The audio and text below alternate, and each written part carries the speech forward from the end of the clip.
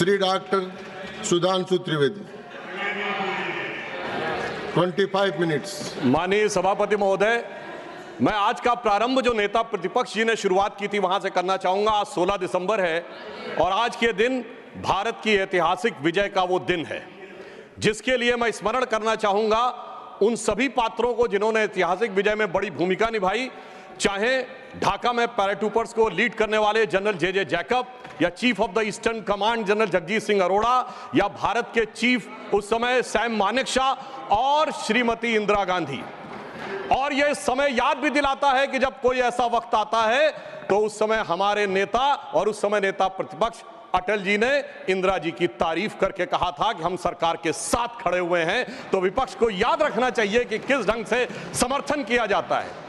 परंतु मुझे एक याद आता है कि आज इंदिरा जी की आत्मा जहां कहीं भी होगी तो वो बड़ी अचंभित और स्तब्ध हो जाती होगी कि ये वही पार्टी है और ये वही परिवार है जिसके नेता के बारे में पाकिस्तान का पूर्व मंत्री फवाद चौधरी समर्थन करता है।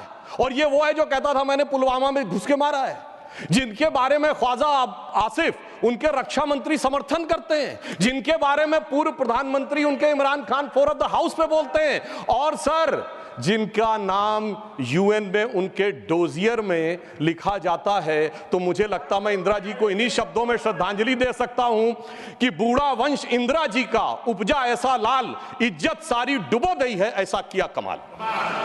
अब मैं आगे कहना चाहता हूं सर, मगर एक इस सदन में जब हम 75 वर्ष के ऊपर एकत्र हैं तो शायद 75 वर्ष के इतिहास का वो सबसे ऐतिहासिक मौका था। तो मैं ये कहना सर आपके लिए आगे सुनिए सर, आप अरे लीजिए आप सुनिए, मैं एक बताना चाहता हूं सर, एक महत्वपूर्ण बात ये थी कि एक तरफ 7th फ्लीट भेजा गया था और चंद दिनों के अंदर अमेरिका ने मान्यता भी दे दी थी। हमने 93,000 प्रिजनर ऑफ वॉर छोड़े मगर पीओके में कुछ नहीं कर पाए, चलिए वो एक अलग बात है। हमारे 54 प्रिजनर ऑफ वॉर पाकिस्तान में थे, वो नहीं मिल पाए। ये मुझे आज तक आश्चर्य है कि 93,000 दे के 54 नहीं ले पाए।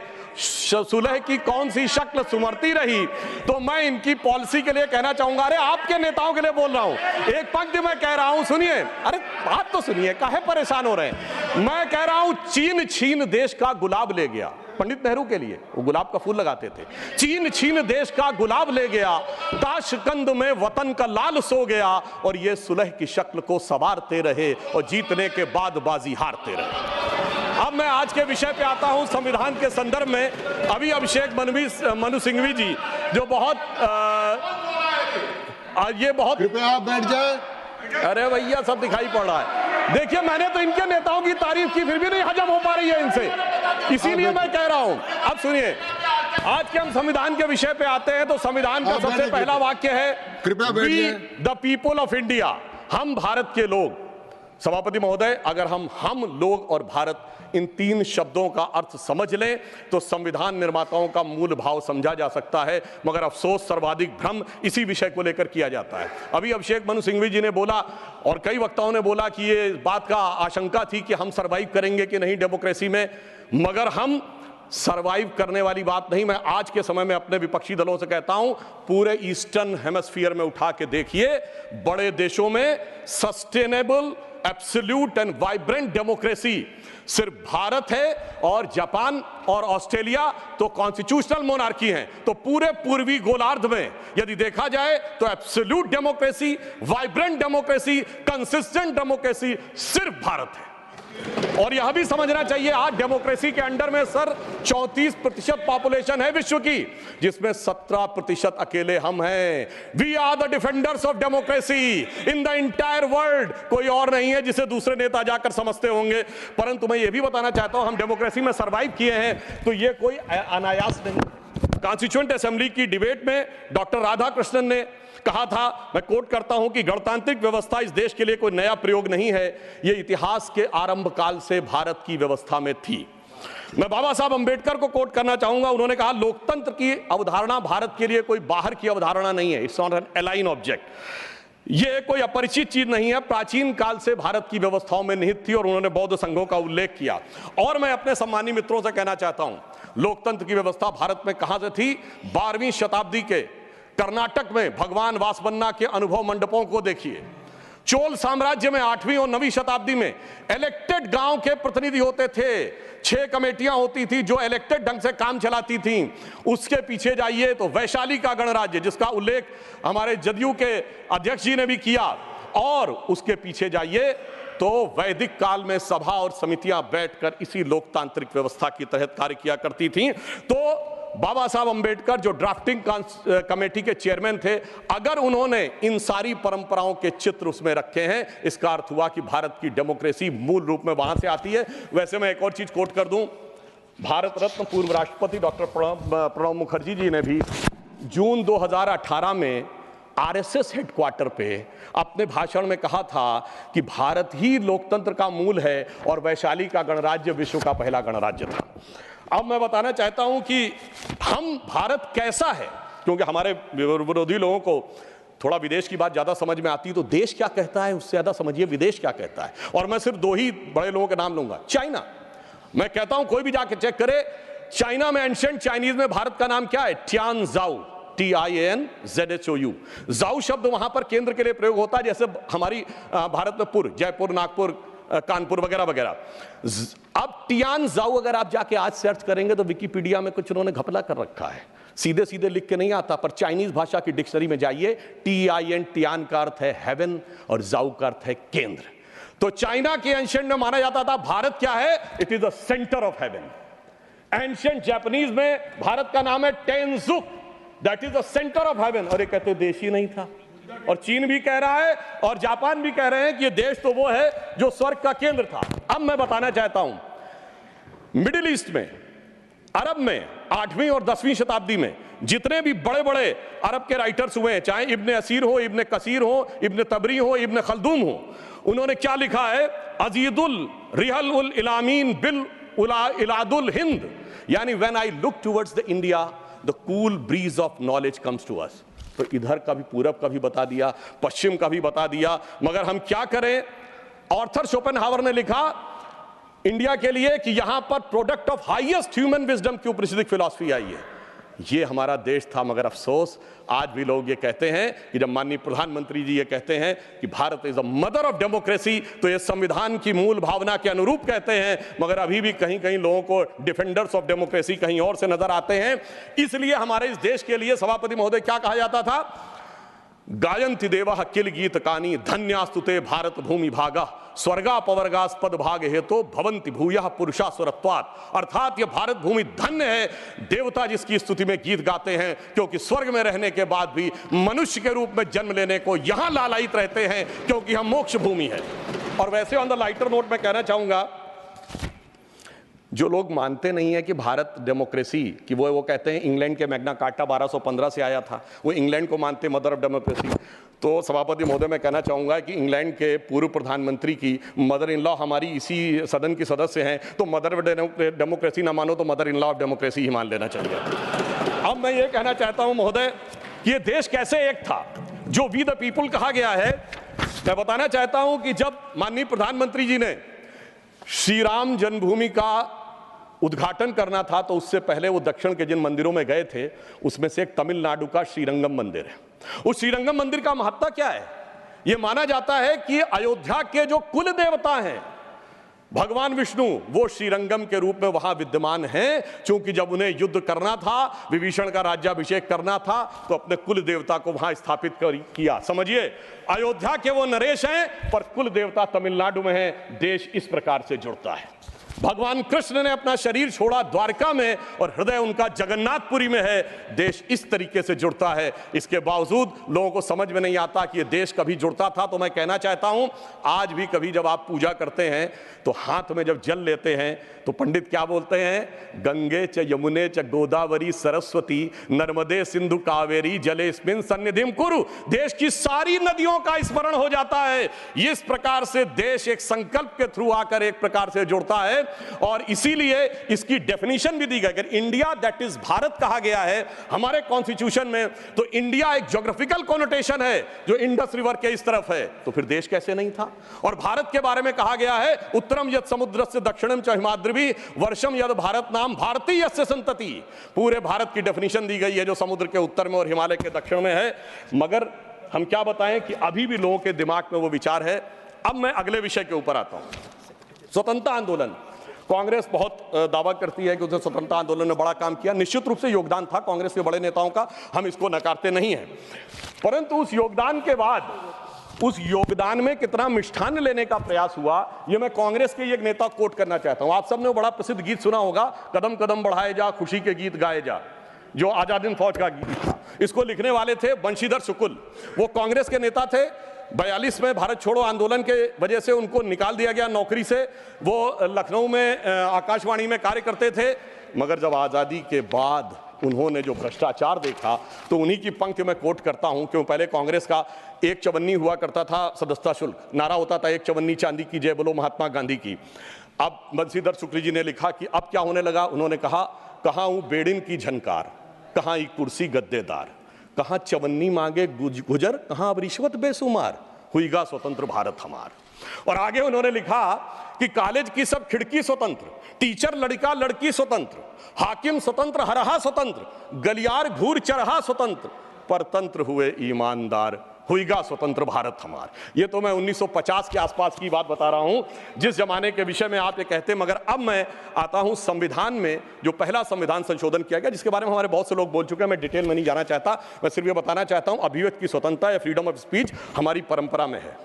और परंपरा जिस सीमा से है, मैं चुनौती से कहता हूं, दुनिया में कोई कंट्री, कोई सिविलाइजेशन नहीं हो सकता। हमारे यदि एक तरफ यह माना गया है कि वेद ब्रह्म वाक्य है, वेद वाक्यम जनार्दनम, तो यहीं पर एक ऐसा भी संप्रदाय हुआ जिसने कहा त्रया वेदस्य कर्तारा धूर्तो भांड निशाचरा, वेद के पढ़ने वाले 3 धूर्त भांड और निशाचर, उस चरवाक को भी स्थान दिया गया। इससे ज्यादा उदार फ्रीडम ऑफ स्पीच किसी को चाहिए? जो कहते फ्रीडम ऑफ स्पीच सिर्फ पंडित जवाहरलाल नेहरू के माध्यम से आई थी। अब मैं बताना चाहता हूं, जो फर्स्ट अमेंडमेंट हुआ, अगर उस समय 2 घटनाएं नहीं होती, सरदार पटेल जी की मृत्यु हो गई थी 15 दिसंबर 1950, और श्यामा प्रसाद मुखर्जी जी ने कैबिनेट छोड़ दिया था 6 अप्रैल 1950। अगर इन दोनों में से कोई होता सरकार में, तो मुझे पूरा विश्वास है कि ये नहीं हो पाया होता। परंतु उस फ्रीडम ऑफ स्पीच की कैजुअलिटी क्या हुई, मैं एक बताना चाहता हूं। बाबा साहब अंबेडकर ने जब 6 अक्टूबर 1951 को अपना इस्तीफा दिया है, जयराम रमेश जी ने वो बात ठीक कही थी कि उसका उपलब्ध है सरकार के आंकड़े में भी। मगर मैं कोट, हाँ वो जी बिल्कुल है, ये है सर, ये है। मगर अब मैं कोट करना चाहता हूं कि बाबा साहब अंबेडकर ने के बारे में पद्म भूषण धनंजय कीर ने, जो कि इंदिरा जी की सरकार के द्वारा पद्म भूषण प्राप्त है, सबसे ऑथेंटिक बाबा साहब की जिन्होंने ऑटोबायोग्राफी लिखी, उन्होंने लिखा 10 अक्टूबर 1951 को लोकसभा में बोलने के लिए खड़े हुए। उनसे कहा गया मुझे अपना बयान प्रस्तुत करने की अनुमति दी जाए। तो उपसभापति ने कहा कि श्रीमान अंबेडकर, अगर आप अपने भाषण की कॉपी हमें पहले दे दी होती तो हम अनुमति दे सकते थे, आप चाहें तो 6 बजे के बयान अपना बयान दे सकते हैं। सभापति की बात सुनकर अंबेडकर जी को अचरज हुआ और धक्का लगा। उन्होंने कहा, क्या अंबेडकर, तो एक संसद सदस्य श्री कुंजरू और श्री कामत ने उपसभापति से पूछा, क्या अंबेडकर के भाषण की जांच की जाएगी? इस पर उपसभापति ने कहा, मुझे देखना जरूरी है, इस पर ध्यान देने की जरूरत है। डॉक्टर अंबेडकर के बयान में कुछ अप्रासंगिक या बदनामी करने वाली बात तो नहीं है। तब डॉक्टर अंबेडकर ने गरज कर कहा कि मैं इस तरह की तानाशाही के आगे नहीं झुकूंगा, और यह कहकर वो सदन के बाहर चले गए और प्रेस में उन्होंने अपना वक्तव्य जारी किया। अब मैं दूसरा एक उदाहरण देना चाहता हूं, जो ये लोग बहुत बात करते हैं कि डॉक्टर अंबेडकर के विषय में इनके क्या विचार थे। मैंने अंबेडकर जी का विचार कोट किया, अब मैं कोट कर रहा हूं जवाहरलाल नेहरू जी का विचार, किसी अन्य का नहीं। जवाहरलाल नेहरू जी ने 16 जनवरी 1952 को चुनावों के उपरांत एडविना माउंटबेटन को पत्र लिखा। उसमें एक लाइन है, मैं कोट कर रहा हूं और सोर्स भी कोट करूंगा। On the other hand, in Bombay city and to the large extent in Bombay province, our success has been greater than expected. यानी वो चुनाव में विजय पर खुशी जाहिर कर रहे हैं। और आगे क्या कह रहे हैं? Ambedkar has been dropped out, यानी प्रसन्नता है कि अंबेडकर जी चुनाव हार गए। फिर मैं पूरा पत्र नहीं पढ़ रहा हूं, इसी पत्र में वो आगे लिखते हैं, the socialist combined with Ambedkar party and thereby they lost their repute, यानी अंबेडकर जी की पार्टी से जुड़कर उनकी प्रतिष्ठा कम हो गई। और महत्वपूर्ण बात मैं ध्यान देना चाहूंगा सदन का, आगे वो कहते हैं but Ambedkar has combined with Hindu communalist, यानी वो कह रहे हैं अंबेडकर जी हिंदूवादियों के साथ आ गए थे। सर सोर्स है selected works of Jawaharlal Nehru series 2 volume 17 page number 35 to 37।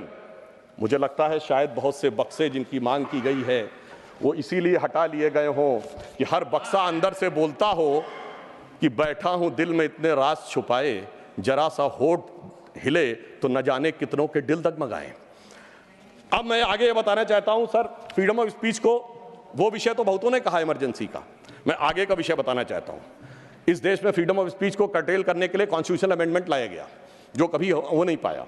वो था पोस्ट ऑफिस अमेंडमेंट बिल 1986, जिसमें यह अधिकार सरकार ने लिया था कि वो जिसकी चिट्ठी चाहे खोल के पढ़ सकती है और उसमें आपत्तिजनक हो तो उस पर कार्रवाई कर सकती है। जैसे कोई आज ये कहे कि व्हाट्सएप ईमेल मैसेज आपके कोई भी सरकार पढ़ सकती है और पढ़ने के बाद कार्रवाई कर सकती है, वो तो भला हो ज्ञानी जैल सिंह जी का जो उस समय राष्ट्रपति थे, जिन्होंने उस संवैधानिक व्यवस्था का उपयोग किया कि उन्होंने उसे वापस ही नहीं किया, इसलिए वो कभी वास्तविक अर्थों में आ नहीं पाया। दूसरा, मैं राजीव गांधी जी के समय का कोट करना चाहता हूं। 29 अगस्त 1988 को एंटी डिफेमेशन बिल आया, यानी कोई सरकार की आलोचना करेगा तो उस पर कार्रवाई होगी, मगर उस समय प्रबल विरोध के चलते हुए वो नहीं हो पाया।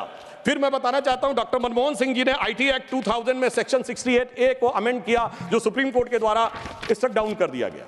अब इसके उपरांत मैं ये भी बताना चाहता हूं कि जो संवैधानिक व्यवस्था थी वन नेशन वन इलेक्शन की, ये टूटी कहां से थी? जब कांग्रेस में अंतरात्मा की आवाज जाग गई थी। 67 तक सारे इलेक्शन एक साथ होते थे, फिर एक ऐसा विचित्र हुआ कि अंतरात्मा की आवाज जागी और उस पार्टी की प्रधानमंत्री इंदिरा जी ने अपनी ही पार्टी कैंडिडेट नीलम संजीव रेड्डी जी को चुनाव हरवा दिया। मुझे लगता है ऐसा विचित्र संवैधानिक उदाहरण भारत के इतिहास में देखने को नहीं मिलेगा। और मैं कहना चाहता हूं सभापति महोदय, उसके बाद इतनी अंतरात्मा की आवाज जागी कि निजलिंगप्पा, कामराज, चौधरी चरण सिंह, चंद्रशेखर, मोरारजी देसाई पार्टी छोड़ दिए, 77 में देवराज अरस और बाबू जगजीवन राम पार्टी छोड़ दिए, तो फिर 90 में अर्जुन सिंह और एनडी तिवारी जी छोड़ दिए, शरद पवार छोड़ दिए, और कांग्रेस इतनी हो गई कि मुझे बचपन में याद है, मैं अटल जी की एक स्पीच सुनने गया था, उन्होंने कहा था कांग्रेस की तो आज स्थिति यह है, इतनी कांग्रेस है कि Congress R, Congress S, Congress O, Congress U, Congress मैं, कांग्रेस तू, कांग्रेस आई, कांग्रेस गई। अब मैं एक विषय में लेना चाहूंगा, वो विषय है जो कि संविधान में सर्वाधिक दुरुपयोग किया गया, वो विषय है सेकुलर। संविधान सभा में जब यह डिबेट हुई 15 नवंबर 1948 को, तो यह प्रस्ताव केटी शाह जी ने रखा कि सेकुलर शब्द इंक्लूड किया जाना चाहिए, मगर यह बात आई कि अगर सेकुलर वर्ड होगा तो माइनॉरिटी नहीं हो सकता, माइनॉरिटी होगा तो सेकुलर नहीं हो सकता, क्योंकि रिलीजियस माइनॉरिटी थियोक्रेटिक स्टेट में होती है, सेकुलर स्टेट में नहीं होती है। मगर इसके बावजूद उस विषय को आगे रखा गया और डॉक्टर अंबेडकर ने क्या कहा, मैं सिर्फ कोट करता हूं, उन्होंने कहा, mister vice president sir, I regret that I cannot accept the amendment proposed by professor KT Shah and my objections are stated briefly. और वो उन्होंने आगे जाकर इस प्रकार से रिकमेंडेशन किया, यानी बहुत साफ बात थी कि उन्होंने इस शब्द को रिजेक्ट किया। मगर डेमोक्रेसी के सबसे काले दौर में, जब सारा विपक्ष जेल में था, मानवाधिकार समाप्त हो चुके थे, तब संविधान की उद्देशिका, जिसे डॉक्टर साहब अंबेडकर ने कहा था संविधान की आत्मा, उसमें चेंज किया गया। और फिर महोदय सिर्फ इतना ही नहीं रहा, जब से वो वर्ड आया उसके बाद क्या हुआ? उसके बाद तो इस देश में क्या हुआ कि पर्सनल लॉ बोर्ड आ गया। उसके बाद क्या हुआ कि एक ऐसा समय आया कि जब सुप्रीम कोर्ट और शरिया में यह लगा कि मतभेद है, तो इस देश की संसद ने सर्वोच्च न्यायालय के निर्णय को रौंद कर शाहबानो केस में शरिया को सुप्रीम कोर्ट से ऊपर कर दिया। मैं विनम्रता से कहना चाहता हूं, दुनिया के किसी सेकुलर देश में ऐसा कोई एक उदाहरण बता दे तो मैं अपना बयान वापस लेने को तैयार हूं। फिर उसके बाद उपरांत महोदय इतना ही नहीं हुआ, फिर प्लेसेस ऑफ वर्शिप एक्ट आया। वो कहता है कि 15 अगस्त 1947 के बाद कोई चेंज नहीं होगा, ठीक है, मगर महोदय फिर वक्फ बोर्ड एक्ट आया जो ये कहता है कि कोई समय सीमा नहीं रहेगी। और सूरत नगर निगम पे दावा किस बात पे है कि मुगलों के जमाने में वो सराय थी, तिरुचिरापल्ली के तिरुचुनेरी मंदिर पे इस बात पे है कि अरकाट के नवाब ने दे दिया था। यानी 200 साल 300 साल पहले के सरकारों के वो फरमान जो कि सरकारें किस हिसाब से मानती थी। फिर कम्युनल वायलेंस बिल आया।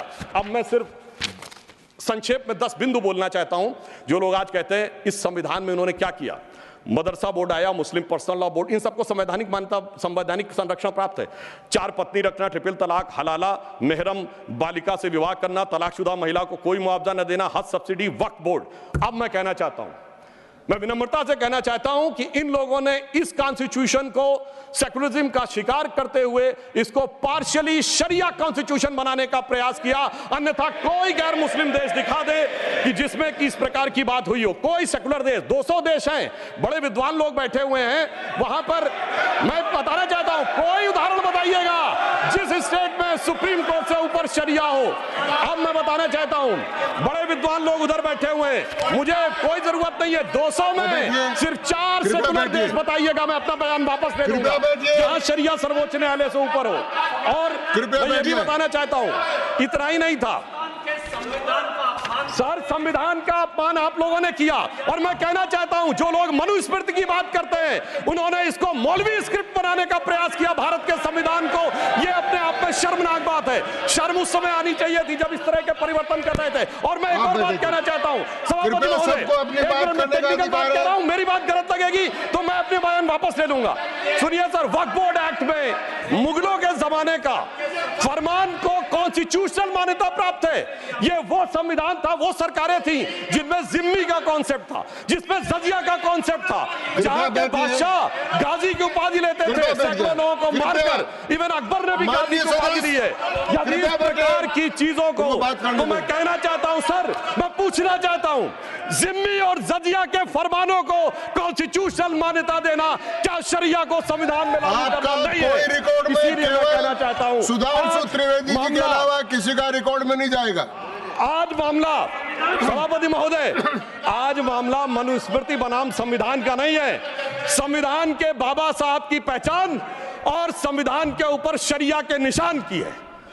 और इसीलिए मैं बिल्कुल ईमानदारी से कहना चाहता हूं कि इन लोगों को सुधांशु त्रिवेदी जी के अलावा किसी का रिकॉर्ड पर नहीं जाएगा। कृपया आप शांत रहें। मगर मैं यह भी बात स्पष्ट करना चाहता हूं, हम कोई मुस्लिम समाज के खिलाफ नहीं है, शांति से। अगर मुझे एक देश दिखा दीजिएगा जहां शरिया सर्वोच्च न्यायालय से ऊपर हो तब बात करिएगा। मैंने उदाहरण कोट किया।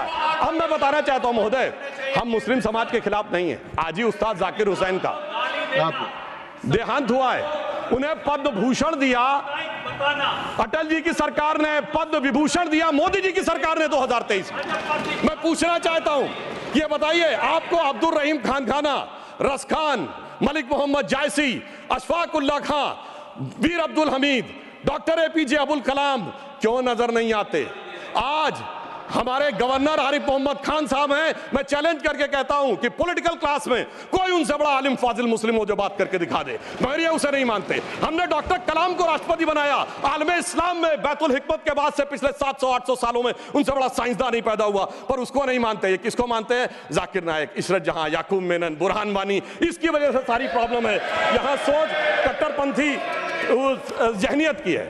और मैं सभापति महोदय ये एक और फैक्ट कोट करना चाहता हूं, इन लोगों को बहुत वो लगता है, तो मैं फ्रीडम हाउस रिपोर्ट, वैसे फ्रीडम हाउस में बहुत से लोग इनके मित्र लोग भी हैं, उसका annual survey of political rights and civil liberties 1999-2000 वो कहता है कि दुनिया में धार्मिक मान्यता का लोकतंत्र से क्या रिश्ता है।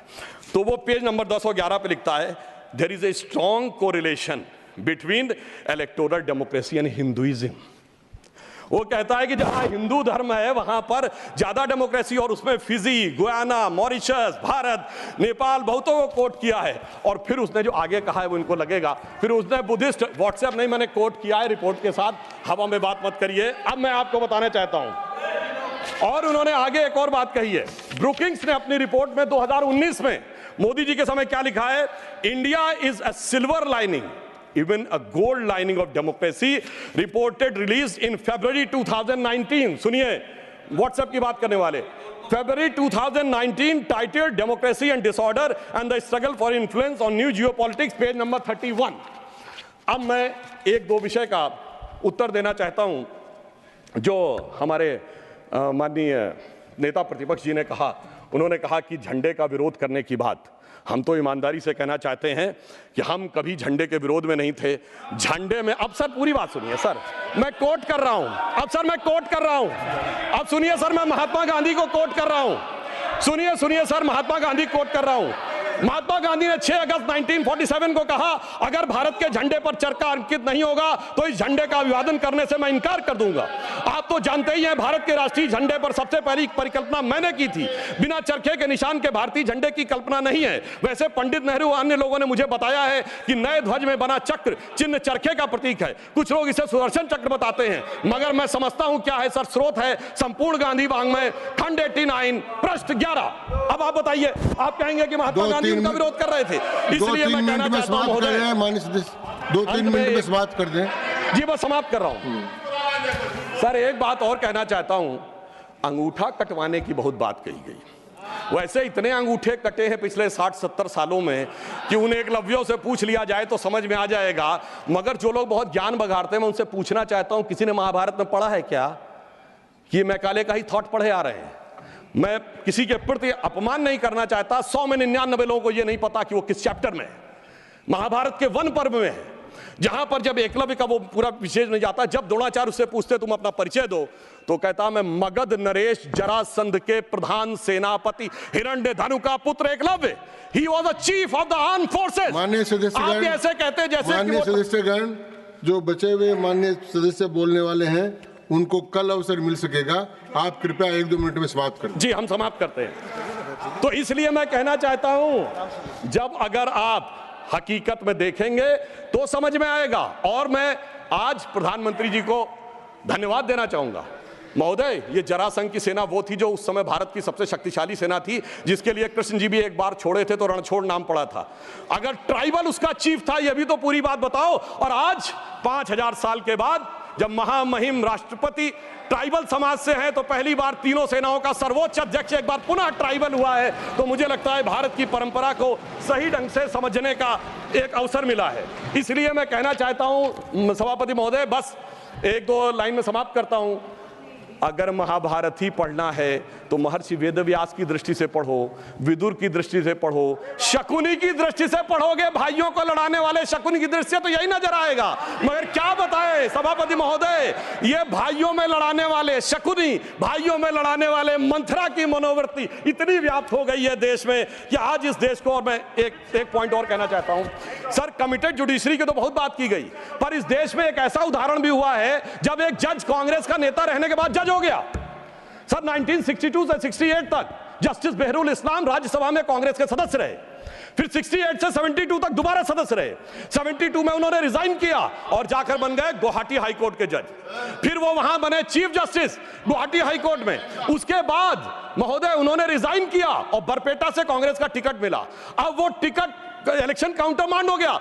84 में फिर राज्यसभा के सदस्य बन गए। अरे भाई, इस्तीफे के बाद आप बहुत कहेंगे कि जो राज्यसभा में आए कांग्रेस के नेता सांसद रहने के बाद, और उन्हें सुप्रीम कोर्ट का जज 8 महीने के गैप के बाद बनाया गया। मुझे लगता संविधान का इससे बड़ा अपमान नहीं हो सकता था जो हमें देखने को मिला। और अंत में सभापति महोदय, मैं सिर्फ ये कहना चाहूंगा एक पंक्ति में कि भारत की लोगों के बारे में एक विचार करिए। कुंभ का मेला होने जा रहा है, जो दुनिया का सबसे बड़ा ऑर्गेनाइजेशन है, और ये किस साइंटिफिक आधार पे होता है? जुपिटर के 12 साल के सर्किल पे। अरे उन्हें तो 200-300 साल पहले जुपिटर के सर्किल का नहीं पता था। हम हजारों साल से आ रहे हैं। मगर क्या बताएं महोदय, जिनकी सोच ही देश के लिए अलग है।